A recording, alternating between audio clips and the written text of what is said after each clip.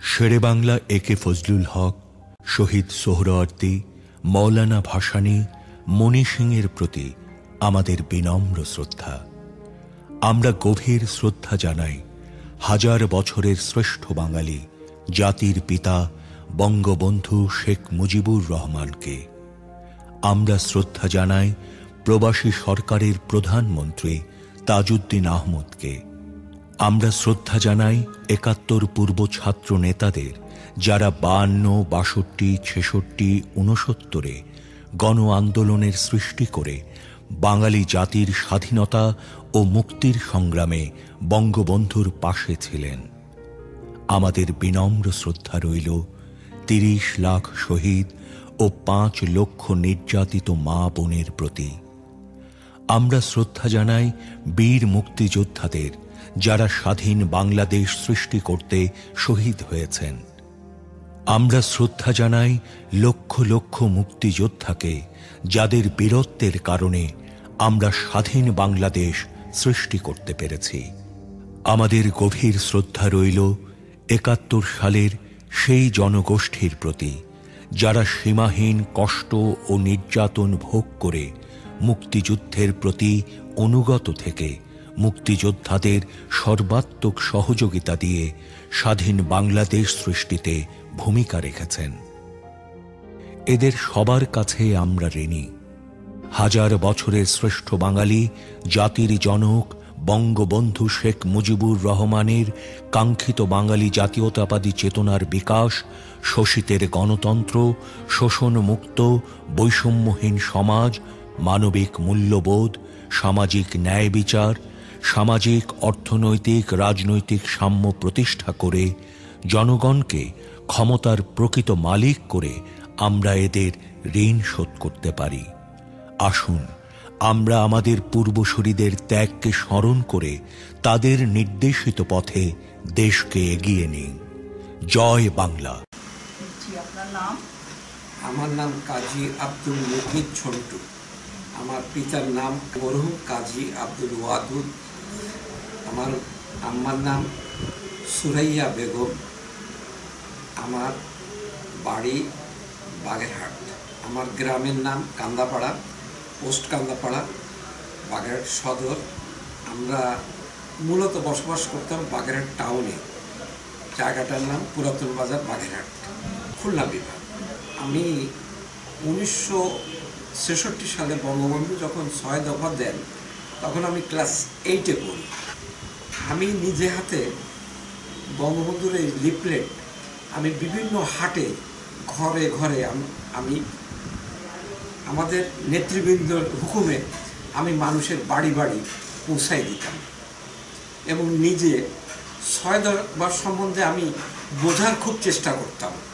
পরে আমি এসএসসি পাশ করলাম 1968-এ।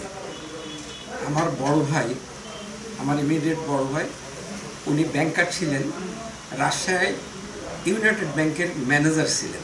আমার ম্যাট্রিক পাস করার পরে উনি আমাকে রাজশাহীতে নিয়ে যান। রাজশাহীতে গিয়ে আমি সিটি কলেজে ভর্তি হই। তখন ছাত্রলীগের সাথে ডাইরেক্ট জড়িত ছিলাম এবং রাজশাহীর কামরুজ্জামান সাহেবের 2 ছোট ভাই, একজন আমার উপরে পড়তো, একজন নিচে পড়তো, কিন্তু আমার খুব বন্ধু ছিল এই 2 জন। ছাত্রলীগের যখন যে কর্মকাণ্ড সেগুলো করতাম, যেভাবে আমাদের হুকুম দেওয়া তো করতাম। এইভাবে করতে করতে করতে করতে তো 25শে মার্চে বঙ্গবন্ধুর ঘোষণা ডাইরেক্ট আমি শুনি নাই। পরের দিন আমি চিটাগাং থেকে রেডিও মারফত শুনতে পাই বঙ্গবন্ধু স্বাধীনতার ঘোষণা দিচ্ছেন এবং হান্নান সাহেব সম্ভবত এইটা রেডিওতে প্রচার করছিলেন, আমার যতদূর মনে পড়ে। তখন আমাদের কলেজের, সিটি কলেজের ভিপি, ওর নাম আশরাফ আমার বাসায় আসে কি করা যায়। আমি ওয়েট করে 2-1টা দিন, আর যার যার সেপে থাকো। আমরা সেপে থাকতাম। 5ই এপ্রিল রাজশাহীতে পাকিস্তান আর্মি প্রবেশ করল। সারদা ইউনিভার্সিটি এইগুলো ড্যামেজ করে রাজশাহী শহরে প্রবেশ করলো। পরের দিন কারফিউ, তারপরের দিন আমি আমার মানে সাধ্য অনুযায়ী যে কজন পাই ওইটা নিয়ে রাজশাহীতে তখন পদ্মা দুটো, ছোট পদ্মা একটা, বড় পদ্মা একটা।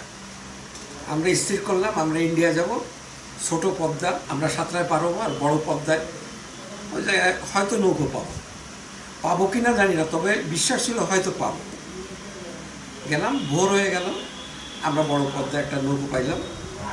আমাদের বললো যে পার করে দেবো, এক একজনে 5 টাকা করে দিতে হবে। মানে দেবো, অলরাইট, পার করবো। আমরা পার হলাম। পার হয়ে তখন ওপারে ইপিআর ক্যাম্প। আমার ধারণা ছিল যে এখানে বাঙালি ইপিআর তো থাকতেই পারে।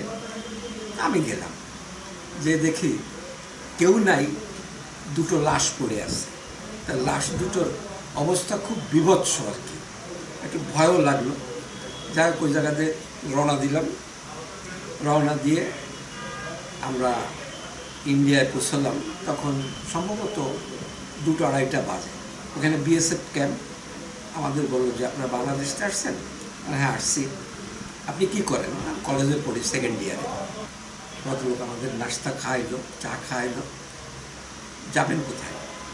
টার্গেট কলকাতা। এখন মুর্শিদাবাদ, বহরমপুর তো যাই। আমাদের কাছে একটা অ্যাড্রেস দেওয়া ছিল বহরমপুরে একটা বাড়ির, যে এইখানে গেলে কম বেশি পাবা নেতাদের, মানে নর্থ বেঙ্গলের নেতাদের, রাজশাহী, পাবনা টাবনা এসব নেতা পাওয়া যাবে আর কি। সব গ্রামটার নাম ছিল ভাবতা। বহরমপুরে আসলাম। আসার পরে মানুষের জীবনে যেভাবে ঘটে আর কি, বাসে নামার পরে এক ভদ্রলোক, খুব উঁচু লম্বা, বুঝছেন, ধুতি পরা, পাঞ্জাবি পরা। তখন তো আমার বয়সও কম। আমার হাতটা ধরে বলতেছে, তুমি কোত্থেকে এসছো? বাংলাদেশ, রাজশাহী থেকে। রাজশাহী বাসা কোথায়? বললাম আমার সঙ্গে আসো। আমার একটু মনে মনে ভয় লাগতেছে, লোকটা কেন এইভাবে বলতেছে। লোকটার বাসাও কাছে, নিয়ে গেল। নিয়ে যে উনি আমাদের চাটা খাওয়ালো। খাওয়ানোর পরে তাকে বলছে, এনাকে চেনো? তো বলছে, তো ম্যানেজার সাহেবের ভাই। ওই লোক রাত্রি আমাদের রাখলো, খাওয়া দাওয়া করলাম, থাকলাম। পরের দিন সকালে বললাম যে I must go to Calcutta, আমাকে কলকাতায় যেতেই হবে। যাই হোক, ওইভাবে কলকাতায় গেলাম। কলকাতায় গিয়ে রাজাকবাইয়ের সঙ্গে দেখা করলাম, অন্যান্য নেতাদের সঙ্গে দেখা করলাম। তারপরে আপনার ওই থিয়েটার রোডে আমাদের যে অফিস, ওইখানে গেলাম। অধ্যাপক ইউসুফ সাহেবের সঙ্গে দেখা করলাম। তাজউদ্দিন সাহেবের সাথে ওই দেখা হয়নি, কিন্তু কাছাকাছি ছিলাম, কথা হয়নি। তখন আমাকে বলা হলো যে এই করো, অমুক এই অ্যাড্রেসে অমুক জায়গায় চলে যাও, ওই জায়গায় গেলে সব পাবা। তাই গেলাম, যে রাজাকবাইয়ের সাথে কথা হলো। তখন বললো যে কী করবি? আমি মুক্তিযুদ্ধে যাবো। তা আসিস কোথায়? আসি, ভালো আছি, অসুবিধা নেই। অমুক দিন অমুক জায়গায় চলে যাবে। অ্যাড্রেস দিলাম। আমি যে দেখি অনেক লোকই আছে সে জায়গায়, মানে আমাদের ট্রেনিংয়ে পাঠাবে আর কি। সেই জায়গায় থাকলাম। 1-2 দিনের মধ্যে আমাদের বিমানে করে নিয়ে যাওয়া হল উত্তরপ্রদেশ, দেরাদুন ডিস্ট্রিক্ট। আমাদের এয়ারপোর্টে নামানো হলো সম্ভবত সাহারনপুর এয়ারপোর্ট। ওই বেসটা ছিল পুরো আর্মিদের। আমরা এয়ারতে নামার সাথে সাথে ইন্ডিয়ান আর্মি আমাদের থাকা খাওয়ার ব্যবস্থা সবই আপনার এয়ারপোর্টেই ব্যবস্থা করছে। পরের দিন সকালে আমাদের নিয়ে যাওয়া হলো এক পাহাড়ের উপরে। পাহাড়ের হাইট হচ্ছে 12,500 ফিট। আপনার খুব আর্লি ইন দ্য মর্নিং আমরা রওনা দিলাম। 1-1:30টার ভিতরে ওই পাহাড়ের উপরে উঠলাম আর কি। আমাদের ছোট ছোট ট্রাকে করে নিয়ে গেছিলাম। যাওয়ার পরে আমাদের সব লাইন করে দাঁড়ায় দেওয়া হলো। লাইন করে দাঁড়ায় একটা এটিএস আর একটা কলেরা ভ্যাকসিন, দুটো, 2 হাতে 2টো ইঞ্জেকশন দিচ্ছে।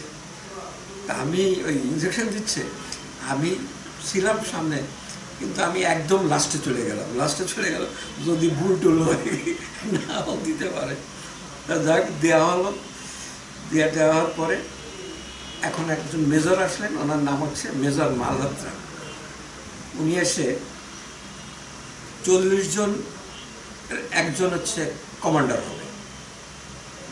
তো 40 জন উনি ই করতেছেন। আর কারা কমান্ডার বানাবেন উনি খালি এরকম এরকম করে দেখতেছেন। এরকম আমাকে উনি নিয়ে গেলেন, তুমি এই 40 জনের সামনে দাঁড়াও।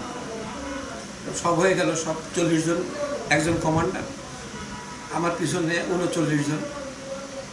দাঁড়ানোর পরে আমাদের বলল যে এই শেড হচ্ছে তোমাদের থাকার জায়গা, আর তুমি ইসে যাও, গোডাউনে যাও, তোমাদের ড্রেস, আর্মি ড্রেস দিল, আমাদের ড্রেস, তারপরে তোমার থালা বাটি, এই 40 জনের তুমি সব নিয়ে আসো।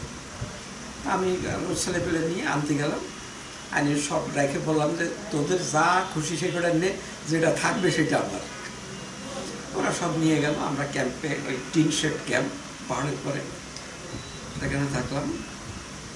তারপর আমাদের বিকেলবেলায় নাস্তা দিল, রাত্রে খাইলাম। পরের দিনের থেকে ক্লাস শুরু হয়।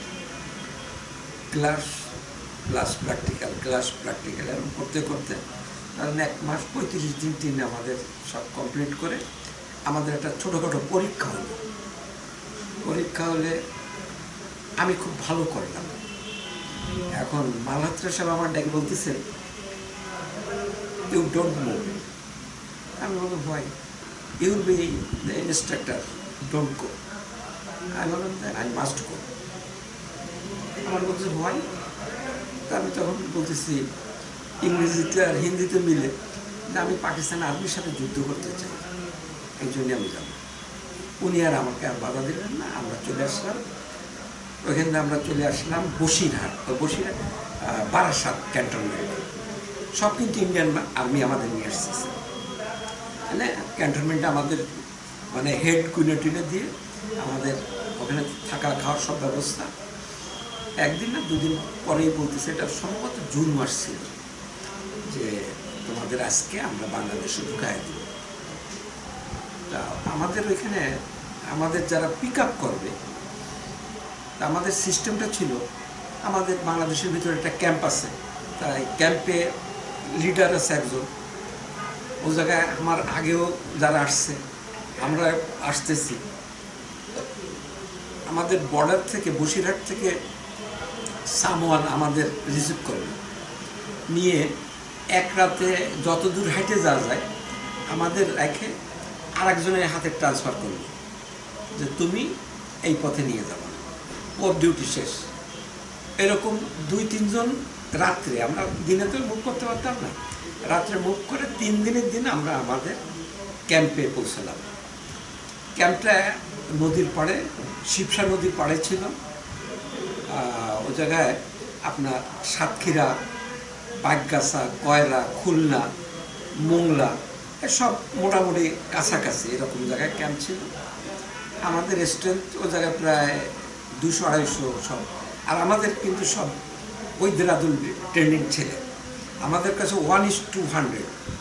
তুমি একা, তুমি 100 জন তৈরি করবা এবং 100 জনের আর্মস তুমি দেবা, এটা তোমার দায়িত্ব, তুমি ইউ আর দ্য লিডার। আমরা তো কিছু কিছু ছেলেপেলের ট্রেনিং দেওয়ার ধরলাম, গ্রামে যে বললাম তোর গ্রাম তুই ঠেকাবি, আমরা তোর অস্ত্র দেবো, তোর যা লাগবে সাপোর্ট আমাদের। এইভাবে আমরা গ্রামে গ্রামে ইয়ং ছেলেদের ট্রেনিং দিলাম। এরপরে আমাদের সামনে একটা যুদ্ধ আসলো, সে জায়গায় এটা গড়ইখালি জায়গাটার নাম, এটা কি হাই স্কুলের নামটা আমার মনে আসতেছে না। হাই স্কুলে আমরা 2 রাত 2 দিন আমরা যুদ্ধ করে, আমাদের একটা ছেলে ক্যাজুয়ালিটি ছিল, আমরা ওদের সারেন্ডার করালাম। ওইখানে 300-র মতন আপনার রাজাকার ছিল। আমরা চিন্তা করলাম যে আমাদের তো জেলখানা নেই, আমরা যে তাহলে রাখবো, কী করবো, খাওয়াবো। তখন আমরা একটা সিদ্ধান্ত নিলাম, এই চারিপাশের যে গ্রাম আছে, গ্রামের লোকজন ডাকবো, এই গ্রামবাসী যাকে ভালো সার্টিফিকেট দেবে তারাই আমরা ছেড়ে দেবো। তখন এরকম করতে করতে বিশ্বাস করেন একটি লোকের সাপোর্ট করছে যে এই ছেলেটা ভালো। পরের টুকার আমার কাছে শুনেন না। এরপরে আমার পরে দায়িত্ব দেওয়া হলো যে তুমি মোংলা, রামপাল থানা এবং বাগেরহাট, এই 3টে তোমাকে দায়িত্ব দেওয়া হলো। আমাদের এই 3 অঞ্চলে যা ছেলেপেলে ছিল এই নিয়ে আমরা চলে আসলাম মোংলা। মোংলা আমাদের ক্যাম্পটা ছিল একদম সুন্দরবনের সঙ্গেই। একটা তহসিল অফিস ছিল আর হিন্দু বাড়ি ছিল, তারা তো কেউ নেই, সব ইন্ডিয়ায়। ওই পরিত্যক্ত বাড়িতে আমাদের ক্যাম্প ছিল। আমরা ওই ক্যাম্পে আশ্রয় নিতাম। আর আমাদের যারা সোলজার ছিল এদের আমরা টোটাল বাড়িটা আমরা ঘিরে রাখতাম 24 ঘন্টা। আর আমরা ভিতরে থাকতাম, মানে কেউ 4 ঘন্টা ডিউটি করতো, এরপরে আরেকজন, এইভাবে আমরা টোটাল বাড়িতে ঘিরে ছিলাম। এবং আমরা কিছু মাইনও আমরা সেট করে রাখছিলাম রাস্তায়, যদি শত্রুপক্ষ আসে। এরপর আমাদের টার্গেট হলো মোংলা, শিপ মার। আমরা তো ধরেন নেভালের লোক না, শিপ মারার কোনো কিছু আমাদের নাই। এখন আমরা কি করি? প্রত্যেকটা শিপে পাকিস্তান আর্মি থাকে।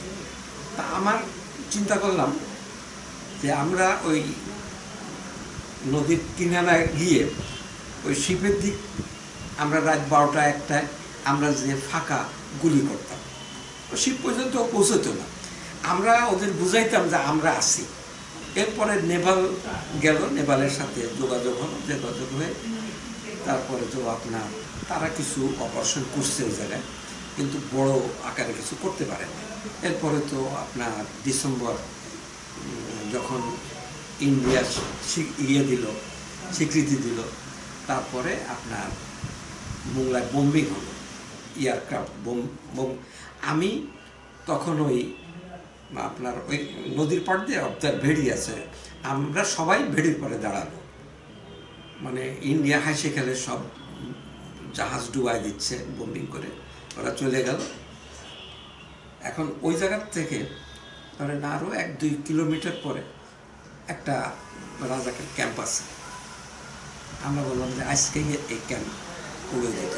আমরা যে ওদের ক্যাম্প 3 পাশে গেলাম, আর এক পিছনে হচ্ছে নদী। আমি বললাম যে নদীর সাইড আমি নিচ্ছি, তোমরা ভাগ হয়ে 3 সাইডে চলে যাও। এক সাইড দিয়ে গুলি শুরু করবা, ও অফ হবে, সেকেন্ড করবা, থার্ড করবা, মানে ওরা যেন বুঝতে পারে ওরা ঘিরে আছে। আমি নদীর সাইড দিয়ে নামে আপনার ওই বিল্ডিংয়ে এক্সপ্লোসিভ সেট করলাম, তার টেনে নিয়ে যায় আমার সেফটি জায়গা। যখন আমি পৌঁছলাম, আমি ওই জায়গায় তখন আগুন ধরাই দিলাম। কয়েক সেকেন্ডের মধ্যে বিল্ডিং উড়ে গেল, ওরা সারেন্ডার করলো। তারপরে তো আর দুঃখ শুরু বলার দরকার নেই। এরপরে আমরা মোংলায় চলে গেলাম, মোংলা সদরে থানায় যেয়ে উঠলাম। থানার পুলিশ দ্বারা সব ভয়তো পলায়, সাধারণ পাবলিক আমাদের একেবারে বলতেছে রাজাকার কই, তো রাজাকার তো এই জায়গায় পিছনে চলে গেছে, চলো সেই জায়গায়। ওদের আর ওই জায়গায় ওরা গ্রামে ছড়ায় গেছে, আর ওদের ধরতে পারলাম না। তখন ওই জায়গাতে একটা দোতলা লঞ্চ নিয়ে আমরা রামপাল আসলাম। রামপাল এসে রামপালও আমরা মুক্ত করলাম। মুক্ত করে দেন আমরা বাগেরহাটের দিকে আসলাম। বাগেরহাট থেকে ধরেন 5-6 কিলোমিটার আমরা দূরে অবস্থান করছিলাম। ওইখানে আমরা ক্যাম্প করলাম। ওইখানে ক্যাম্প করে আমরা 17ই ডিসেম্বর বাগেরহাট স্বাধীন হয়। ওই দিন আর্লি ইন দ্য মর্নিং আমরা বাগেরহাট উঠাই।